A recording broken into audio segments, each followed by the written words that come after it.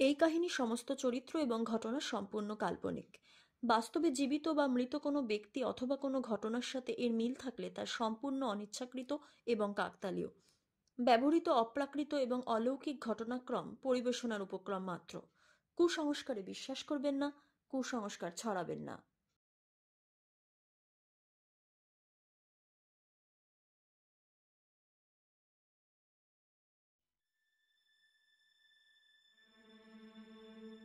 নমস্কার, আপনারা শুনছেন 221B হ্যারিসন রোড, বাংলার ভূত, বাংলার ভয়, উল্টো পাল্টা গল্প নয়। আমি প্রত্যয়, আর আমার সাথে আছে সুমিতেন্দ্র। আজ আপনারা যেই গল্পটা শুনবেন সেই গল্পটার একটা গল্প আছে। প্রথমত, এই গল্পটার রেকর্ডিংয়ের দিনে শেষবারের মতো একসাথে এক ঘরে বসে সাগরবাবুর সাথে আমরা কাজ করতে পেরেছি। এই সৌভাগ্য এই জীবনে আর আমাদের কপালে নেই, যার ফলে এই গল্পটা বানানোর প্রত্যেকটা মুহূর্তের স্মৃতিগুলো আমরা সবাই সারা জীবন আগলে রাখব। দ্বিতীয়ত, এই গল্পটা রায় জঙ্গলি এই ছদ্ম নামে আমাদের একজন মেল করেছিলেন। উনি আমাদেরকে বলেছিলেন গল্পটা পড়ে ভালো লাগলে আমাদের চ্যানেলে করতে। গল্পটা আমাদের পড়ে দারুণ লেগেছিল। এইটুকুনি বলতে পারি যে এই গল্পটা চ্যানেলের one of the most exceptional story still date. আর সেই মর্মে আমরা ওনাকে রিপ্লাই করি এবং উনি আমাদের সম্মতি দেন। তবে এত কিছুর মাঝখানে উনি কোনোভাবেই ওনার নাম পরিচয় প্রকাশ করতে চাননি। আমরা আজও দাঁড়িয়ে জানি না এই গল্পের লেখক অর্থাৎ রায় জঙ্গলি কে। আর অনেক রিকোয়েস্ট করার সত্ত্বেও উনি কোনো পারিশ্রমিক গ্রহণ করেননি। ওনার কেবল একটাই কথা, তোমাদের ভালো লাগলে সকলকে শুনিও। তাই আজ আপনারা শুনবেন রায় জঙ্গলির লেখা গ্রাম বাংলার ভূতের গল্প আবেশ আবর্ত দ্বিতীয় পর্ব, গোনা নদীর কালো খাঁড়ি। গল্প পাঠে সুমিতেন্দ্র, ভুন্ডুল নাথের ভূমিকায় আদিত্য, বুড়ো মাধাইয়ের ভূমিকায় কিংবদন্তি চ্যানেল থেকে সৌরভ রায়, অফিস ক্লার্ক আর অন্য একটি চরিত্রে রয়েছে প্রয়াত সাগর কুমার পাঠক, মদনমোহনের ভূমিকায় আমি প্রত্যয়।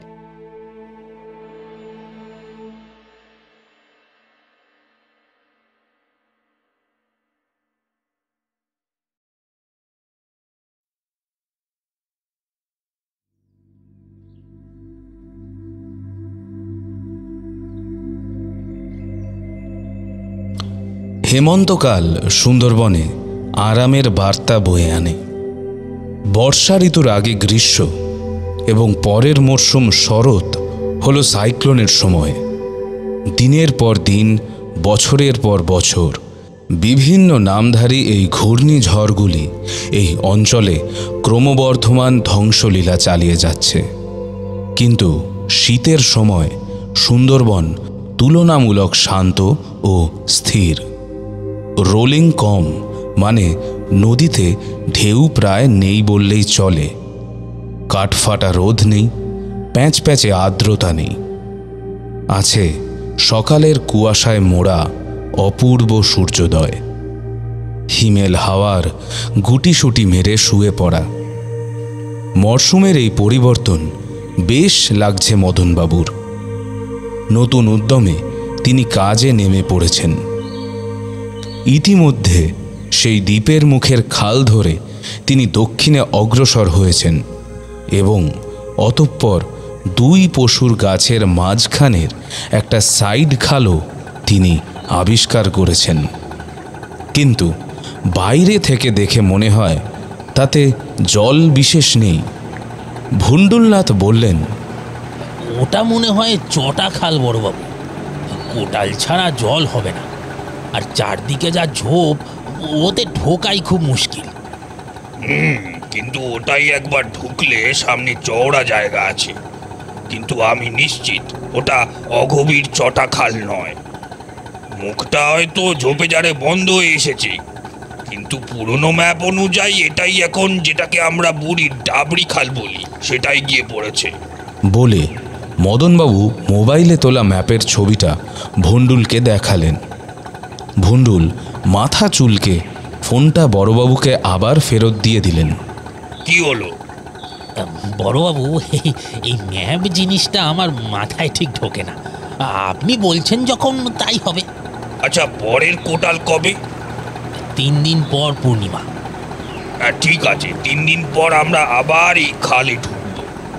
কিন্তু বড়বাবু, ওই জোয়ারের সময়টা তো গোলমেলে। গোলমেলে মানে? জোয়ার লাগবে রাত্রিরে 2টো নাগাদ। তার মানে সকালবেলা সূর্যোদয়ের পরে আমরা অল্প কিছুটাই সময় পাবো। তার মধ্যে খাল থেকে বেরোতে না পারলে কিন্তু ভাটা লেগে যাবে। আর বেলায় জোয়ার লাগছে দুপুর 1:15। মানে খালে জল হতে হতে প্রায় বিকেল ধরে রাখুন। ঠিক আছে, আমরা ভোরবেলা অন্ধকার থাকতেই বেরোবো। এই ধরো 5টার পর পর। আপনার হিসেব ভাটা লাগছে 7:30 8টা নাগাদ, তাই তো? তার মানে ঘন্টা 3 আমরা জোয়ার পাচ্ছি। হ্যাঁ, ওই ঘন্টা 3 ধরুন। কিন্তু তার মধ্যে না বেরোলে ভাটা লেগে যাবে। কোটালে ভাটার টান কিন্তু মারাত্মক বড়বাবু। যে কোনো সময় দুর্ঘটনা ঘটতে পারে। আবার ওই খালের একদম ভেতরে ঢুকে যদি অন্যদিকে বুড়ির ডাবলি খালে না পৌঁছানো যায়, তবে নৌকা নিয়ে আমরা মাঝখানেও আটকে পড়তে পারি। ঠিক আছে, তাই হবে। আমরা আগের রাতে এসে বড় বোট নিয়ে নাইট হল্ট করব এই খালের সামনে।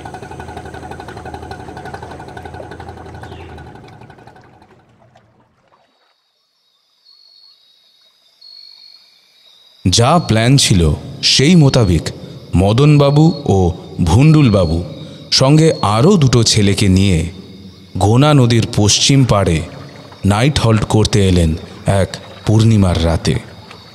কিন্তু সে রাতে হলো এক বিপত্তি। কিছুতেই এই পাড়ে নোঙর দাঁড়াচ্ছে না। বিকেলের পর ভাটার টানে নোঙর সরতে সরতে তাদের বোটটি আগের অবস্থান থেকে প্রায় 5 কিলোমিটার দক্ষিণে চলে গেল। সারেং সাবধান করে জানালো, এপারে থাকাটা একেবারে নিরাপদ নয়। উল্টো দিক মানে গোনার পূর্ব পাড়ে যাওয়াটাই সমীচীন। সেই কথা মতো উল্টো দিকে নোঙর করা হয়েছে অনেকক্ষণ। কিন্তু মদনবাবুর ঘুম কিছুতেই আসছে না।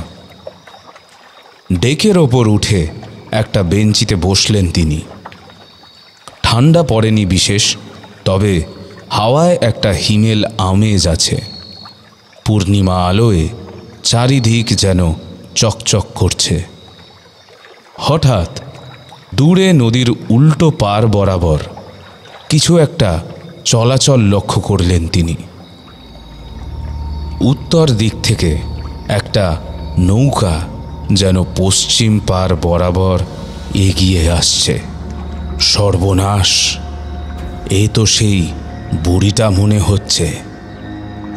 হ্যাঁ, ঠিক তাই।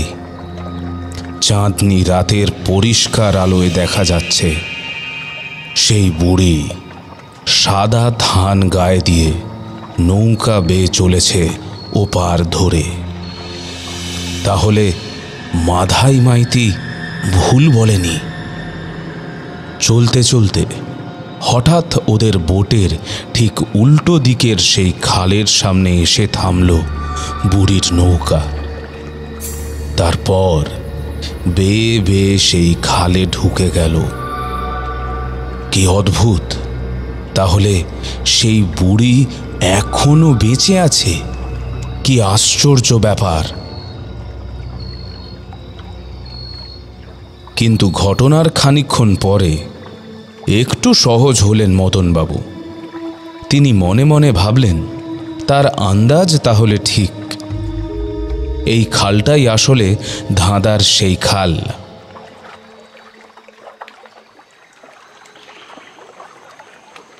ভোর হলো।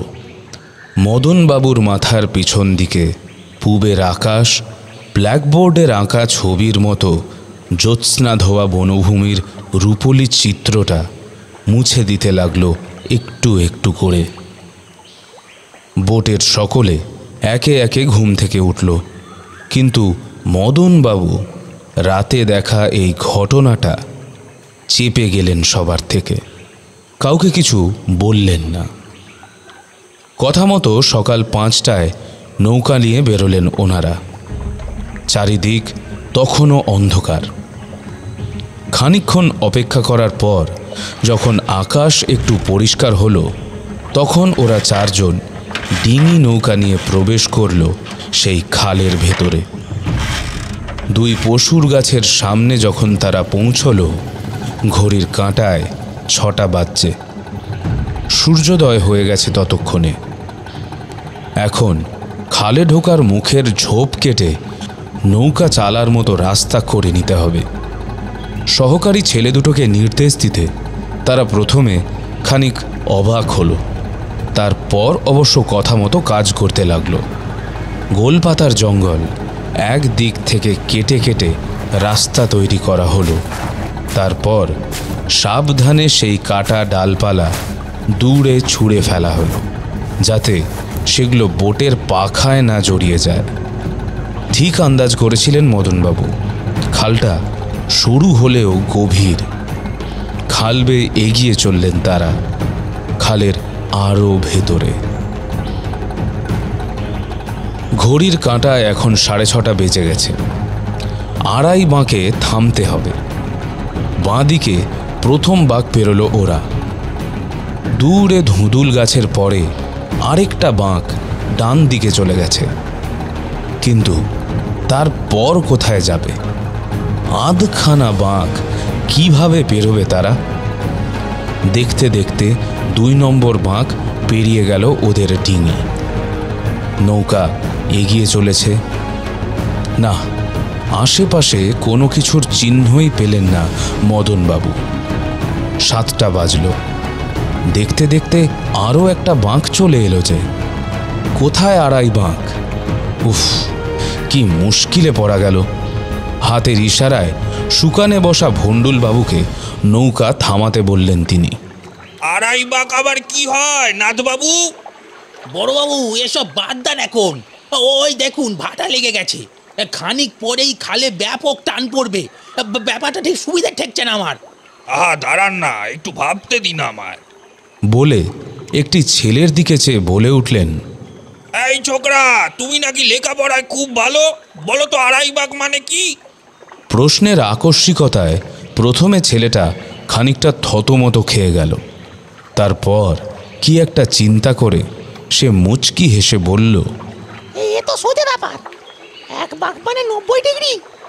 তার মানে ওই আড়াই বাঁক হলো 180 + 45, পুরো 225 ডিগ্রি। আমি মানে ঠিক বুঝতে পারলাম না বড়বাবু।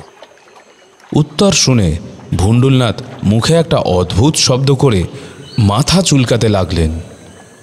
মদনবাবু ছেলেটির উত্তরে অবাক হলেন। এভাবে তো তিনি ভেবে দেখেননি। ঠিকই তো, 1 বাঁক ঘোরা মানে 90 ডিগ্রি ঘুরছি। এর অর্ধেক মানে 2টো বাঁক পেরোনোর পর 45 ডিগ্রি কোণে এগোতে হবে। তিনি ভণ্ডুলবাবুকে বোট ঘোরাতে নির্দেশ দিলেন। কিন্তু ততক্ষণে অনেকটা সময় পেরিয়ে গেছে। ঘড়ির কাঁটায় তখন প্রায় 8টা বাজছে। আড়াই বাঁক নৌকা যখন পৌঁছালো, তখন নৌকা এক জায়গায় স্থির রাখাই মুশকিল হয়ে উঠল। খালে ভাঁটার যে টান পড়েছে, তার জোরে স্রোতের গতিবেগ ভয়ঙ্কর হয়ে উঠেছে। এ খাল যেন আর সামান্য খাল নেই, সে হয়ে উঠেছে এক খরস্রোতা নদী। অভিজ্ঞ ভণ্ডুলবাবু আর দেরি করলেন না। বড়বাবুর নির্দেশের অপেক্ষা না করেই তিনি খালের বাইরের মুখের দিকে নৌকা ঘুরিয়ে দিলেন। কিন্তু এই স্রোতে নৌকা নিয়ন্ত্রণ করা সবচেয়ে কঠিন কাজ। বোটটাকে ন্যূনতম গতিতে চালানোর জন্য ইঞ্জিনে বাঁধা দড়িতে প্রয়োজনীয় টান রেখে দিয়েছেন ভণ্ডুলবাবু। দড়িতে টান দিলে ইঞ্জিনের গতি কমে যাবে, কিন্তু টান বেশি হয়ে ইঞ্জিন একবার বন্ধ হলে আর রক্ষে নেই। ভাঁটার স্রোতের প্রবাহ নৌকাকে টেনে নিয়ে কোন গাছের গায়ে ধাক্কা মারবে কে জানে। আবার এদিকে দড়িতে টান খুব কম হলেও বোট জোরে চলবে, তখন দুর্ঘটনাবশত ধাক্কা লাগলে ক্ষতি হবে আরও অনেক মারাত্মক। নৌকা উল্টেও যেতে পারে। এই সময় মাথা ঠান্ডা রাখাটা সবচেয়ে বেশি জরুরি। দ্বিতীয় বাঁকটা পেরোনোর সময় নৌকাটা একটা ধুঁদুল গাছের একদম তলা দিয়ে সাঁই সাঁই করে বেরিয়ে গেল। তৎক্ষণাৎ সবাই বোটের ওপর শুয়ে না পড়লে ধাক্কা লেগে হাত পা ভাঙত, নয় মাথা ফাটত। সবচেয়ে বেশি সমস্যা হচ্ছে যে নৌকা চালাচ্ছে তার। ডিঙি বোটের সবচেয়ে উঁচু অংশ হচ্ছে সুকান, মানে মাঝি বসার জায়গাটি, অর্থাৎ স্টিয়ারিং। বাকি সবাই খালের ওপর ঝোলানো গাছের শাখা প্রশাখার থেকে আঘাত বাঁচানোর জন্য হয়তো শুয়ে নয়তো ঝুঁকে পড়তে পারবে, কিন্তু মাঝিকে দৃঢ় হাত রাখতে হবে সুকানে এবং সজাগ চোখ রাখতে হবে নাক বরাবর। এদিকে নৌকা সুকান বরাবর যখনই গাছের ডালপালায় ধাক্কা মারছে, তখনই নৌকা নিয়ন্ত্রণ হারিয়ে এদিক ওদিক ছিটকে যাচ্ছে। এই খালের আশেপাশে সব বড় বড় গাছ, ধুঁধুল, পশুর, কেওড়া, বাইন। একবার ধাক্কা লাগলেই সমূহ বিপদ। ওই তো প্রথম বাঁকটা দেখা যাচ্ছে, ওটা পার করলেই সোজা পথ, কিন্তু বাঁকটা ঘুরতে গিয়ে হলো এক বিপত্তি। ঘোরার সময় বাঁকের কাছে নৌকার গতি একটু ধীর করতেই, দড়ির টানেই হোক বা অন্য কোনো কারণে, ইঞ্জিনটা হঠাৎ বন্ধ হয়ে গেল। সঙ্গে সঙ্গে বোটের পেছন দিকটা ভাঁটার স্রোতে 180 ডিগ্রি ঘুরে গিয়ে নৌকা উল্টো দিক করে ভাসতে লাগলো। ভন্ডুল তৎক্ষণাৎ একটা ছেলেকে নির্দেশ দিল, বাঁশের লগা দিয়ে নৌকার মুখ ঘুরাই দে। কিন্তু ঘটনার আকস্মিকতা মানুষকে কিংকর্তব্য বিমূঢ় করে ফেলে। সেই প্রতিকূল স্রোতের টানে লগি মারার আগেই নৌকাটা পাশের একটা কাঁকড়া গাছে গিয়ে সজোরে ধাক্কা মারল। ওই ছেলেটা গাছ ধরে নিয়ে কোনো মতে জলে পড়ার হাত থেকে বেঁচে গেল। ওদিকে ভন্ডুলনাথ সুকান ধরে তার বসার সিট থেকে ঝুলছে। নৌকাটা একদিকে কাত হয়ে প্রায় উল্টেই যাচ্ছিল। সাথে সাথে বড়বাবু ও আরেকটি ছেলে নৌকার বিপরীত দিকে চাপ দিয়ে সেটিকে কোনো রকমে সোজা করে রাখল।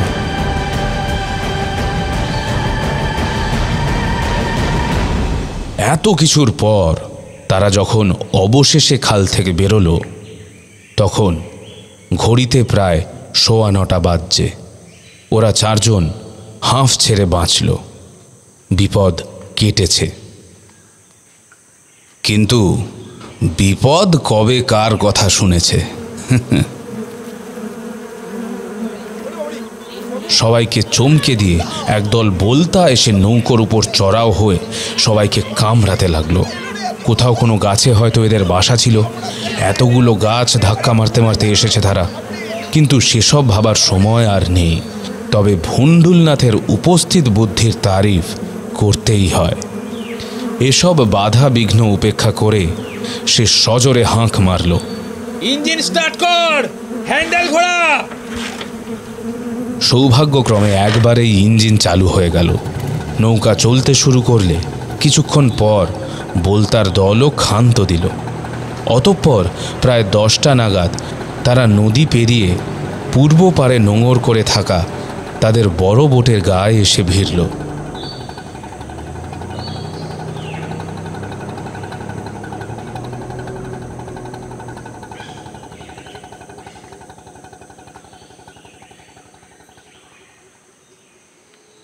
দুপুরের খাওয়া দাওয়া হয়ে গিয়েছে। বোলতার কামড় খেয়ে ক্যাম্পের একটা ছেলের জ্বর এসেছে। বাকি সবাইকেও কম বেশি কামড়েছে সেই মারকুটে বোলতার দল। খেয়ে দিয়ে এতক্ষণে সবাই ঘুমিয়ে পড়েছে, কিন্তু মদনবাবুর চোখে ঘুম নেই। ঘড়িতে তখন বেলা 3টে। তিনি ভন্ডুলবাবুকে ঘুম থেকে তুলে দিলেন। ও নাথবাবু, উঠুন, আমাদের খালে যেতে হবে। নাথবাবু চোখ না খুলেই ঘুমিয়ে ঘুমিয়ে উত্তর দিল, ও বড়বাবু, সবে জোয়ার লেগেছে, খালের জল হতে এখনো 1 ঘন্টা। আচ্ছা ঠিক আছে, 1 ঘন্টা পরেই আমরা বেরোবো। গলাটা শুনে কেমন যেন লাগলো।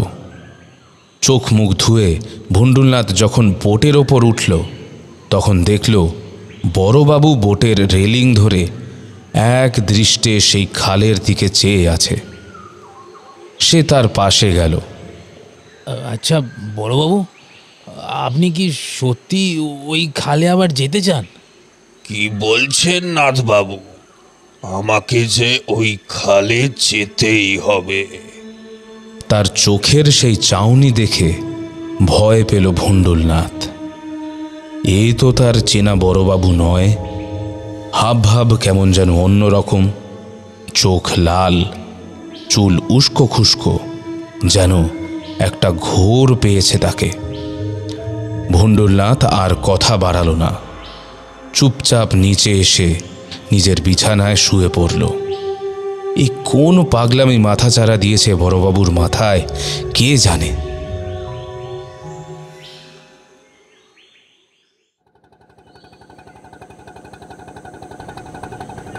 বেলা 4টে নাগাদ ভণ্ডুলবাবু, বড়বাবু ও আরেকটি ছেলেকে নিয়ে সেই খালের উদ্দেশ্যে ফের রওনা হলেন।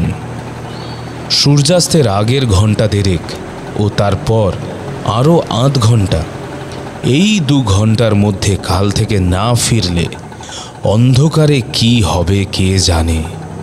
ভাঁটা লাগতে দেরি আছে, কিন্তু একবার অন্ধকার নেমে গেলে খালের ভেতর নৌকা চালানো মুশকিল।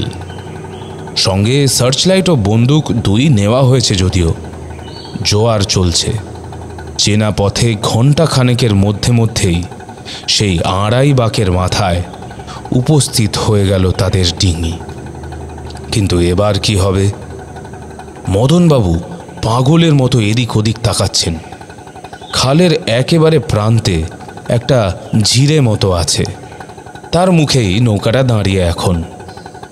হঠাৎ তিনি অতর্কিতে নৌকা থেকে জঙ্গলে লাফ দিলেন। আরে বড়বাবু, করছেনটা কি? এইভাবে হুটহাট জঙ্গলে নামলে তো বিপদ হবে। কিচ্ছু হবে না, এখন চারিদিকে জোয়ারের জল থই থই করছে। আপনি বন্দুকটা নিয়ে একবার নিচে নেমে আসুন। সহকারী ছেলেটাকে নৌকায় রেখে মদনবাবু ও ভণ্ডুলবাবু বাঁকের এই পারটা তন্ন তন্ন করে খুঁজতে লাগলেন। তবে দুজন মিলে যে কি খুঁজছেন তা তারা নিজেরাই জানেন না। সূর্যাস্তের সময় ক্রমে এগিয়ে আসছে। পাখিদের ডাক এই পরন্ত বেলায় এসে কেমন যেন বদলে গেছে। কিন্তু এতক্ষণ খোঁজাখুঁজির পরও সন্দেহজনক কিছু নজরে এলো না ওদের। হঠাৎ খালের ওপরে 3টে মরা গাছ নজরে পড়ল মদনবাবুর। গাছ 3টে মৃত বলেই মনে হচ্ছে, কিন্তু চেহারায় তারা বিশালাকায় এবং বেশ শক্তপোক্ত। গাছগুলো গোড়ার কাছে এসে প্রায় এক জায়গায় মিলিত হয়েছে।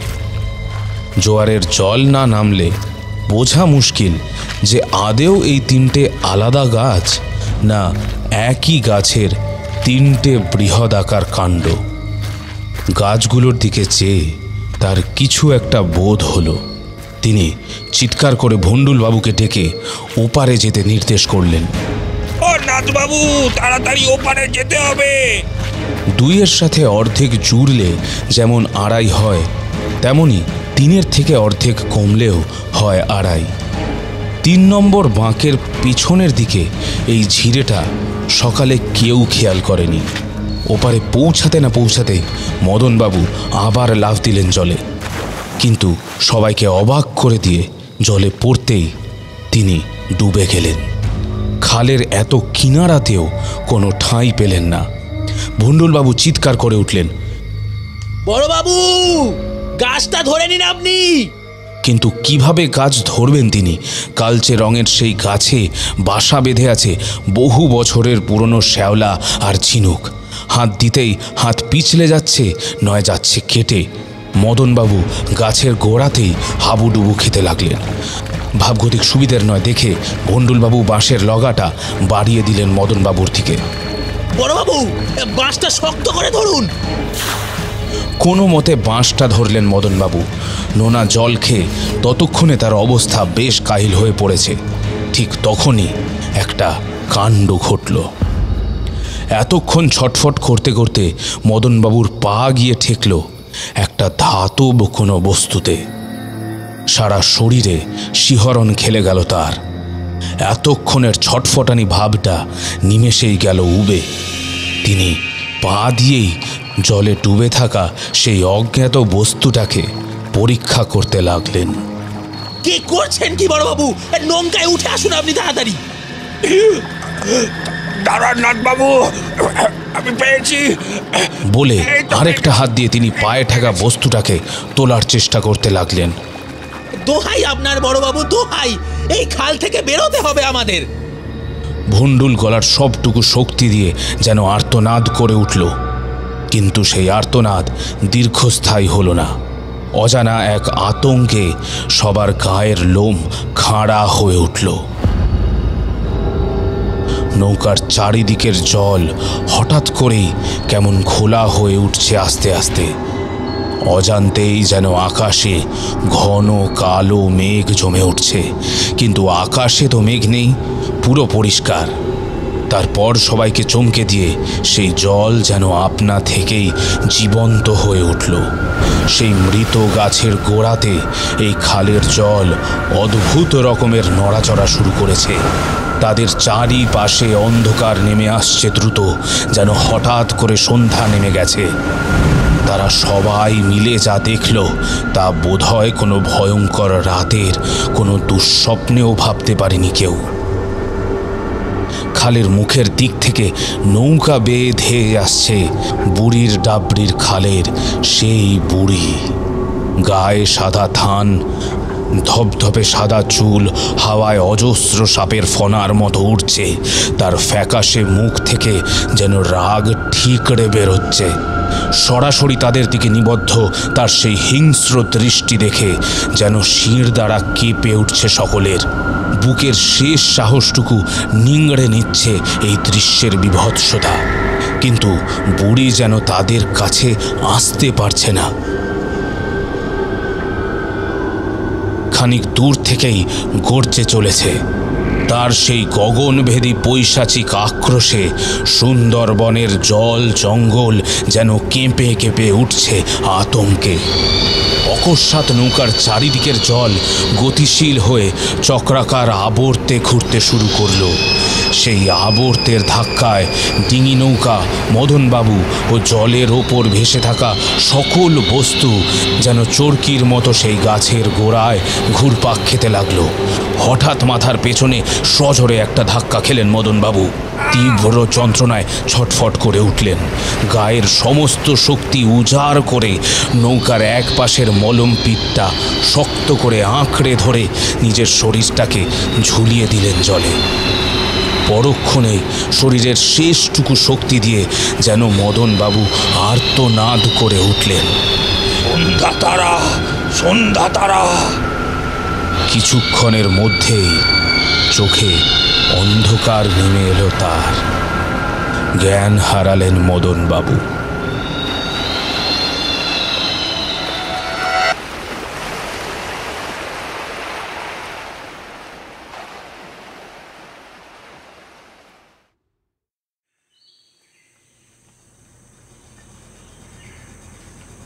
মদনবাবু যখন চোখ খুললেন তখন তিনি হাসপাতালের বিছানায় শুয়ে আছেন। মাথায় মোটা ব্যান্ডেজ বাঁধা, হাতে স্যালাইনের চ্যানেল করা। নিমেষে তার মনে পড়ে গেল বুড়িটার সেই বিভৎস মুখ। উফ, মাথাটা যেন দপদপ করছে। আবার চোখ বুজলেন তিনি। এরপর যখন চোখ খুললেন তিনি দেখলেন তার ঘরে ঢুকছে ভুন্ডুলনাথ এবং তার সঙ্গে ওয়ার্কিং প্ল্যান সেকশনের সেই প্রৌঢ় ক্লার্ক। বড়বাবু, কেমন বোধ করছেন এখন? ভুন্ডুলবাবু জিজ্ঞাসা করলেন। কিছু বললেন না মদনবাবু। ভুন্ডুলবাবু আবার বললেন, আপনি গত পরশু রাত থেকে এইভাবেই অজ্ঞান হয়ে পড়ে আছেন। অনেকটা রক্ত বেরিয়ে গেছে, কিন্তু সময় মতো এখানে নিয়ে আসা হয়েছে আপনাকে। ডাক্তার বলছে এখন আর কোনো ভয় নেই।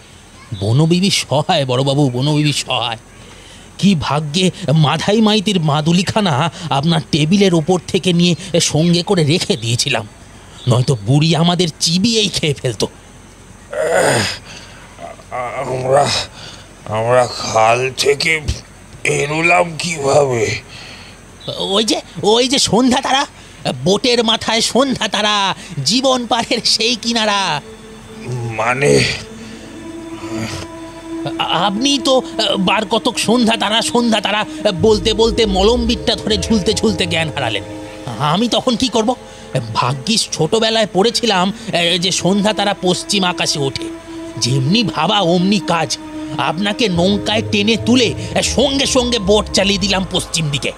দেখলাম ওই মরা গাছগুলোর কয়েক হাত ধরেই একটা ঝিরে বেরিয়ে গেছে। সেটা আবার ঘুরে গিয়ে মিশেছে একটা খালে। তারপর সেই খাল বেয়ে কিছুক্ষণ নৌকা চালাতেই এসে পড়লাম আমাদের গোনা নদীতে। ব্যাস, কেল্লা ফতে। কিন্তু ওই হারিয়ে যাওয়া ডাবরি? ওটা হারিয়ে যায়নি মদন বাবু। গম্ভীর গলায় এইবার বলে উঠলেন সেই প্রৌঢ় ক্লার্ক। সেই বুড়ি অনেক আগেই তা খুঁজে পেয়ে গিয়েছে। ওই ভারানি খাল দিয়ে বহুকাল আগে নৌকা চলাচল হতো, কিন্তু কালের নিয়মে সেটিতে পলি জমে যায়। বুড়ি হয়তো কোনো একদিন ভাটার পর জল নেমে যেতে ডাবরিটা খুঁজে পেয়েছিল, কিন্তু সোনার গয়নার আবেশ তাকে পাগল করে তুলেছিল। হারিয়ে যাওয়া জিনিস একবার হাতে পেয়ে না আবার হারাতে হয়, সেই ভয়ে গয়না ভর্তি ডাবরি সে ওই বিরাট গাছের গোড়ায় এক কোটরে লুকিয়ে রেখেছিল। গ্রামে নিয়ে আসার সাহস করেনি, পাছে কেউ চুরি করে। শ্বশুরবাড়ি এবং সেই গ্রামের লোকজনের প্রতি ছিল তার ঘোরতর অবিশ্বাস। তারপর থেকেই ওই খালে সে নজর রেখে চলেছে। আচ্ছা, এই বুড়ি কি মারা গেছে? তা তো বলতে পারি না, তবে সে আমার আপনার মতন রক্ত মাংসের মানুষ নয়। আচ্ছা, আপনি এত কিছু জানলেন কি করে? এইবার মুখ খুলল ভুন্ডুলনাথ। সে হেসে জানালো, এক সময় ইনিও আমাদের ক্যাম্পের ইনচার্জ ছিলেন, বুঝলেন বড়বাবু। তারপর মাথা চুলকে বলল, এনার নামটা বড়ই খটোমটো, কি যেন, হ্যাঁ মনে পড়েছে, পথিকৃৎ মিত্র। আমি অবশ্যই মিত্রবাবু বলেই ডাকতাম। ও নমস্কার। দুহাত জোর করে হাসি মুখে সম্ভাষণ জানালেন ভদ্রলোক। পায়ে চোট লাগার পর থেকে আমি আর ফিল্ডে যাইনি।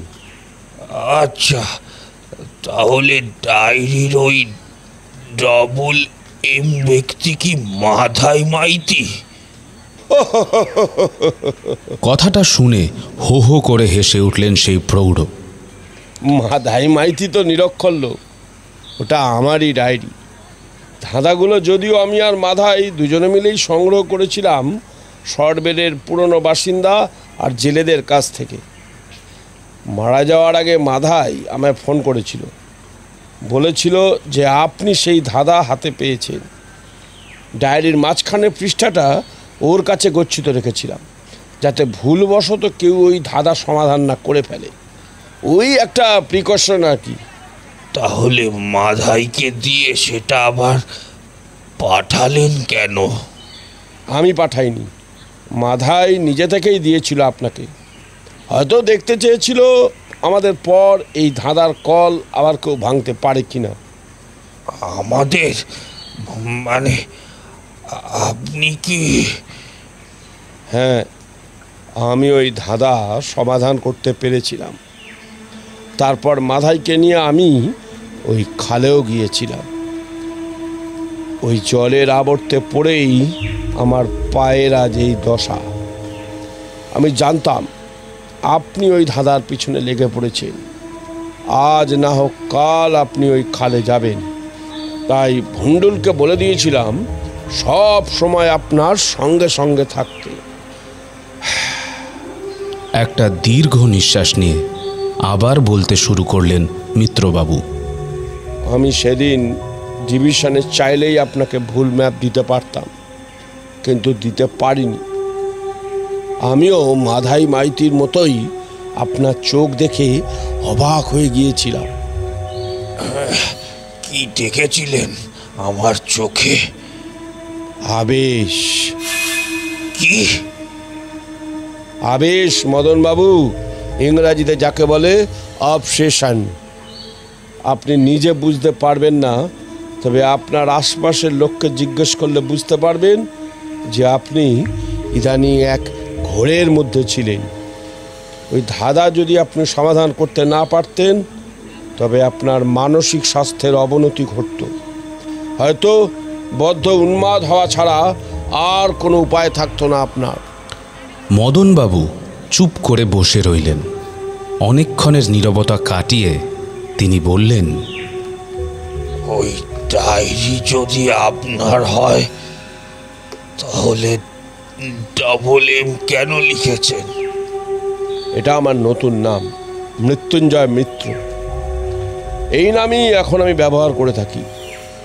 এই নামটাও মাধাই আমায় দিয়েছিল। বলেছিল খাল থেকে বেরিয়ে আমার নাকি পুনর্জন্ম হয়েছে, তাই নতুন নাম রাখাটা জরুরি। মদনবাবু ফ্যাল ফ্যাল করে চেয়ে আছেন বুড়ির ডাবরির খাল জয়ী তাঁর পূর্বশরীর দিকে। তিনি আবার বলতে শুরু করলেন, ওই খালে পাওয়ার কিছুই নেই। পারলে ধাঁধাটা নষ্ট করে দেবেন। মদনবাবু এখনো মাথা নিচু করে চুপ করে বসে আছেন। মিত্রবাবুই আবার বললেন, তাহলে এখন থেকে আর মদনমোহন মাহাতো নয়, আজ থেকে আপনিও মৃত্যুঞ্জয়। আপনার এক নতুন নাম, নতুন পরিচয়, মৃত্যুঞ্জয় মাহাতো। কি বলেন? পাশ থেকে এইবার ভণ্ডুলবাবু বলে উঠলেন, এই বেশ ভালো হলো, বুঝলেন? এইবার থেকে কেউ আর ওনাকে মদন টাক বলে ফাজলামি করতে পারবে না। এই কথা শুনে তিনজনেই একসাথে হেসে উঠলেন।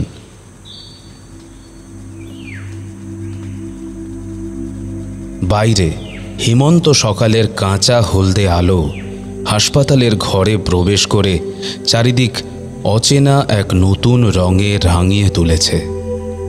বিষাদ ঘন রাতের শেষে আজ যেন নবজন্ম হয়েছে নতুন এক দিনের, নতুন এক সম্ভাবনার।